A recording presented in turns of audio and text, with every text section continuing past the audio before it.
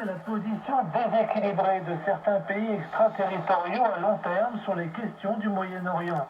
Nous exhortons certains grands pays à donner la priorité à la paix et à la stabilité régionale, à adopter une attitude juste et responsable et à travailler avec la communauté internationale pour jouer un rôle constructif dans la promotion d'un cessez-le-feu, la fin des combats et l'apaisement des tensions régionales.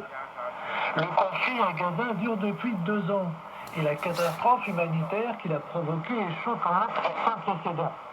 Pendant cette période, nous avons été témoins de violations répétées du droit international et de l'affaiblissement répété des normes fondamentales régissant les relations internationales. Le monde ne peut pas revenir à la loi du plus fort ni à la loi de la jungle. Quant au Moyen-Orient, il ne peut pas être à nouveau plongé dans l'ombre de la guerre. Et le Premier ministre israélien Benjamin Netanyahou a promis qu'il n'y aurait pas d'État palestinien alors qu'il fait progresser un plan d'extension des implantations en Cisjordanie occupée. Le dirigeant israélien a signé jeudi un accord visant à accélérer la construction dans la zone contestée Est 1 ou E1, Cisjordanie occupée.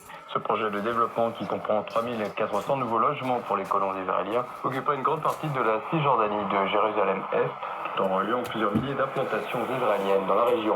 Jérusalem-Est revêt une importance particulière pour les Palestiniens. Il est considéré effectivement comme la capitale potentielle d'un futur État palestinien. Ce plan a été gelé depuis longtemps en raison de l'opposition dans l'État hébreu et à l'international. Les autorités palestiniennes ont réagi au projet israélien, affirmant que la solution à 2 États restait inévitable malgré la décision de Netanyahou. Ce vendredi, la Chine accueille le retour des restes de 30 martyrs des volontaires du peuple chinois ayant perdu la vie pendant la guerre de résistance contre l'agression américaine et donc à la France. Ce retour marque le 12e rapatriement depuis 2014 d'un accord bilatéral entre la Chine et la Corée du Sud. Près de 200 000 soldats des volontaires du peuple chinois ont sacrifié leur vie lors de la guerre entre 1950 et 1953. Beaucoup ont d'ailleurs été enterrés au cours des 10 dernières années du Sud, conformément au droit international et aux principes humanitaires. Il y a bien 11 restitutions impliquant les restes de 980 martyrs des volontaires du peuple chinois, honorés avec des regards. Chaque retour au pays témoigne du profond de la nation et du souvenir durable envers ceux qui ont donné leur vie pour défendre leur pays. Justice 2025 bat son plein à Beijing depuis le 10 septembre.